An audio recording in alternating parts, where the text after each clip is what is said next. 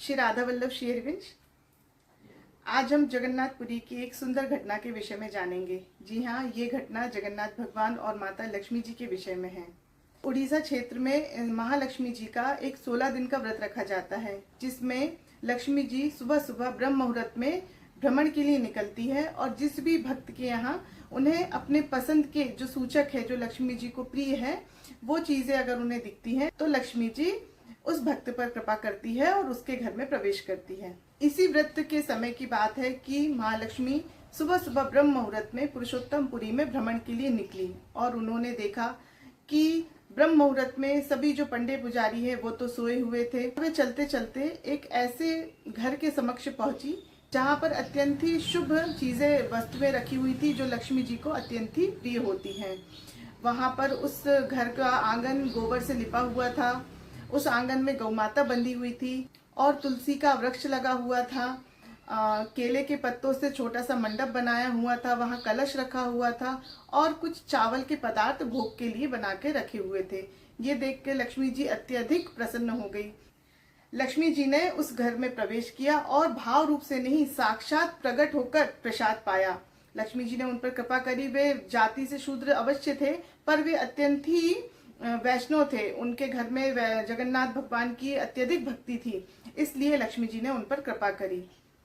ये सब घटना बलदाऊ जी भी देख रहे थे। वे भी उस समय सुबह सुबह भ्रमण के लिए निकले और जब उन्होंने ये लीला देखी कि लक्ष्मी जी किसी शूद्र के यहाँ इस तरह प्रसाद पा रही है, तो दाऊ जी को बड़ा ही क्रोध आया। दाऊ जी जरा रुष्ट हो गए और वे अपने मंदिर में आकर बैठ गए। इस तरह से वह समय व्यतीत हुआ और दोपहर में भोग का समय आया। यहाँ एक बात और जानने वाली है कि जो जगन्नाथ धाम है, वहां पर जो महाप्रसादी बनाई जाती है वह स्वयं लक्ष्मी जी ही सिद्ध करती है।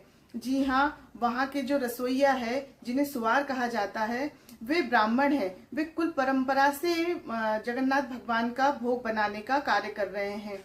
वहाँ की जो रसोई है, जो महाप्रसाद बनाया जाता है, जब वे ब्राह्मण उस प्रसाद को बनाते हैं, वो भोजन को सिद्ध करते हैं, तो उनके मन में यही भाव होता है कि हम जगन्नाथ भगवान की गृहिणी हैं। जिस तरह गृहिणी अपने परिवार, अपने पति के लिए भोजन बनाती है, जिस समय उसका जो भाव रहता है, जगन्नाथपुरी में भी जब वे ब्राह्मण उस भोजन को सिद्ध करते हैं तो उनके हृदय में भी यही भाव होता है कि वे अपने पति, अपने परिवार के लिए भोजन बना रहे हैं। ये सभी ब्राह्मण उत्कल ब्राह्मण हैं जो वंश परंपरा से वहाँ सेवा कर रहे हैं।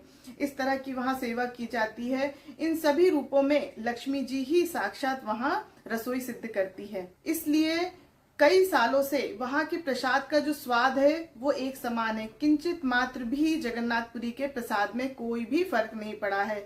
यदि किसी व्यक्ति ने 20 साल पहले जगन्नाथपुरी में प्रसाद पाया होगा और यदि वो आज जाकर भी वहाँ प्रसाद पाएगा, तो उसे वहाँ के प्रसाद के जो स्वाद में किंचित मात्र भी फर्क नहीं होगा।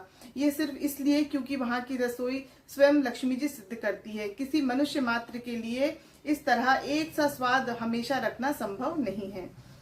इस तरह लक्ष्मी जी ने रसोई सिद्ध करके जब भोग ठाकुर जी के सामने और बलदाऊ जी के सामने प्रस्तुत किया गया, तब बलदाऊ जी ने भोग ग्रहण करने से मना कर दिया। तब ठाकुर जी पूछते हैं कि दाऊ भैया, क्या बात है, आप सुबह से ही बड़े उखड़े उखड़े से परेशान से लग रहे हैं, कोई समस्या है तो आप मुझे बताइए। तब दाऊ जी ने कुछ भी बताने से मना कर दिया। तब ठाकुर जी ने अपनी शपथ दी और कहा कि नहीं भैया, आप बताइए आपको क्या परेशानी है। तब बलदाऊ जी ने कहा कि ये जो तुम्हारी पत्नी है, आज सुबह मैंने देखा कि ये किसी शूद्र के यहाँ भोजन कर रही थी, इसीलिए अब मैं इनके हाथ का भोजन ग्रहण नहीं करूंगा। तब ठाकुर जी ने कहा कि भैया, यदि आप भोजन ग्रहण नहीं करेंगे तो फिर मैं भी भोजन ग्रहण नहीं कर सकता।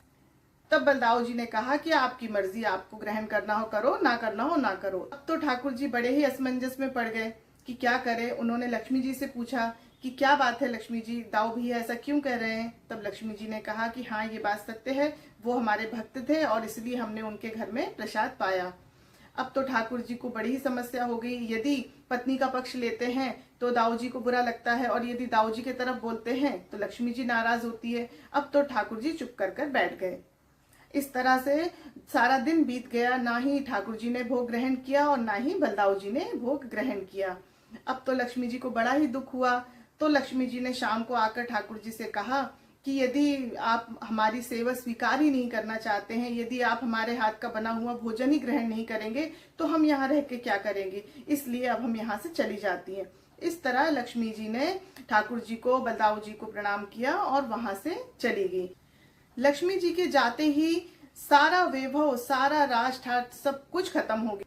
अब तो ठाकुर जी और बलराम जी अत्यंत ही परेशान होने लगे कि अब क्या करना चाहिए। तभी ठाकुर जी ने विचार किया कि चलो भैया, हम भी समुद्र के किनारे जो भिक्षुक लोग बैठकर भिक्षा मांगा करते हैं, हम भी वहां चलकर बैठकर कुछ भिक्षा मांगते हैं ताकि हमें कुछ भोजन प्रसादी प्राप्त हो सके। जो ठाकुर जी थे और जो बलराम जी थे वो बालक रूप में वहां बैठकर भिक्षा मांग रहे थे। तभी एक बाबा जी ने देखा कि ये दो छोटे छोटे बालक भिक्षा मांग रहे हैं, तो उनके पास लाई थी। बाबा जी ने जैसे ही वो लाई दोनों के ही वस्त्र में डाला, वैसे ही एक जोर की हवा चली और वो सारी जो लाई प्रसादी के रूप में मिली थी वो सारी ही हवा में उड़ गई। अब तो ठाकुर जी और बलराम जी कहने लगे कि अब तो शायद लक्ष्मी जी ज्यादा ही रुष्ट हो गई हैं, क्योंकि अब तो हमारे भोजन की भी परेशानी होने लगी है। तब बलदाऊ जी ने कहा ठाकुर जी से कि कोई बात नहीं, हमारे घर की बहू ही है, चलिए हम चल के उन्हें मना लाते हैं। ऐसा कह के दोनों भाई मिलकर लक्ष्मी जी को ढूंढने के लिए निकले। वे जानते थे कि ये पुरुषोत्तम क्षेत्र है, इसलिए श्री जी इस क्षेत्र को छोड़कर कहीं नहीं जाएगी। तो खोजते खोजते वे उसी मकान में गए जहां पर लक्ष्मी जी ने प्रसाद ग्रहण किया था।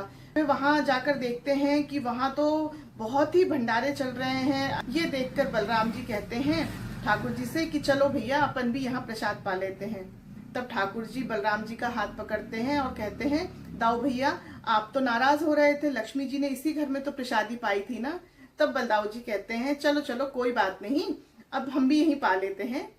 इस तरह ठाकुर जी और दाऊ जी वहां प्रसाद पाने के लिए बैठ गए।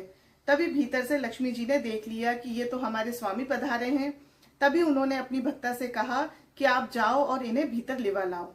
वो भक्ता जो थी वो आई ठाकुर जी के पास और बलराम जी के पास और उनसे कहा कि आप भीतर चलिए, हमारी जो मालकिन है उन्होंने आपको भीतर बुलाया है।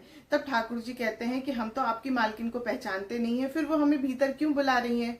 तब वो भक्ता कहती है कि हमारी मालकिन आपको बहुत अच्छी तरह से जानती है, इसलिए आपको भीतर बुला रही है।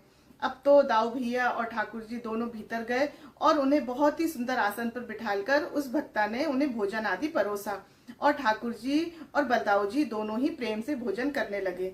दोनों ही भोजन पाते पाते बातें करते हैं कि ये तो लक्ष्मी जी के हाथों का ही भोजन लग रहा है, वही स्वाद है, वही खुशबू है, ये तो साक्षात लक्ष्मी जी ने ही पाक सेवा करी हुई है। उसी समय लक्ष्मी जी भी समक्ष प्रकट हो जाती है और ठाकुर जी और बलराम जी भी अपने असली स्वरूप में प्रकट हो जाते हैं। और लक्ष्मी जी प्रार्थना करती है ठाकुर जी से कि ठाकुर जी, जिस तरह आप भी कृपा करते समय अपने भक्त के सिर्फ प्रेम को देखते हैं, जाति पाति या ऊंच नीच या किसी भी अन्य चीज को आप नहीं देखते हैं, उसी तरह मैंने भी इस भक्ता के भाव को ही देखा। यह आपकी अनन्य भक्त है, सच्चे वैष्णव है, इसीलिए मैंने इनके घर में प्रसाद ग्रहण किया और इनके घर पर कृपा करी। ये देखकर ठाकुर जी और बलदाऊ जी भी अत्यधिक प्रसन्न होते हैं और उस भक्ता को आशीर्वाद देते हैं। तब ठाकुर जी लक्ष्मी जी से कहते हैं कि चलिए अब हम मंदिर चलते हैं। तब लक्ष्मी जी कहती है कि नहीं, मैं साथ तो चलूंगी पर मेरी कुछ शर्त है। तब ठाकुर जी कहते हैं क्या शर्त है, कहिए। तब लक्ष्मी जी कहती है कि ये जो पुरुषोत्तम क्षेत्र है इसे श्री क्षेत्र के नाम से जाना जाएगा। ये तब ठाकुर जी वचन देते हैं कि ठीक है, ये जो पुरुषोत्तम क्षेत्र है इसी क्षेत्र के नाम से ही जाना जाएगा। और दूसरी शर्त लक्ष्मी जी ये रखती हैं कि जो आपका महाप्रसाद है इसमें किसी भी तरह का कोई भी भेद नहीं होगा। कोई भी व्यक्ति बिना जाति पाति ऊंच नीच का विचार करके एक लाइन में बैठकर आपके इस महाप्रसाद को ग्रहण करेंगे। और लक्ष्मी जी ने ठाकुर जी से कहा कि जो अन्य क्षेत्रों में जो साधन करने से मोक्ष प्राप्त होता है वो आपके इस क्षेत्र में सिर्फ प्रसाद ग्रहण करने से ही प्राप्त होगा। इस संसार चक्र से मनुष्य को मुक्ति मिल जाएगी, उसे मोक्ष की प्राप्ति होगी मात्र इस महाप्रसाद को ग्रहण करने से। इतना अधिक महत्व प्रसाद का लक्ष्मी जी ने वरदान के रूप में मांगा और ठाकुर जी ने सहर्ष ये वरदान भी लक्ष्मी जी को दिया। इसीलिए जगन्नाथपुरी में प्रसाद का बहुत ही अधिक महत्व बताया गया है।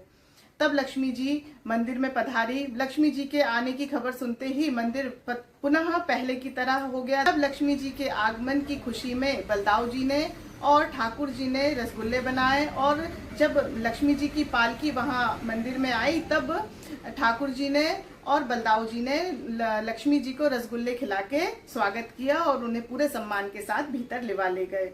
इस तरह से ये सुंदर घटना जगन्नाथपुरी की है। आज भी जगन्नाथपुरी में लक्ष्मी जी की डोली मंदिर में आती है और आज भी वहां रसगुल्ले बनाकर उनके स्वागत करने की प्रथा है। आशा करती हूँ आपको भी ये लीला सुनकर अत्यधिक प्रसन्नता मिली होगी और आपको भी बहुत सुख मिला होगा। यदि आपको ये लीला पसंद आई हो तो आप अधिक से अधिक लोगों तक इसे शेयर करें और मेरे चैनल को लाइक करें, सब्सक्राइब करें। जय जय श्री राधे।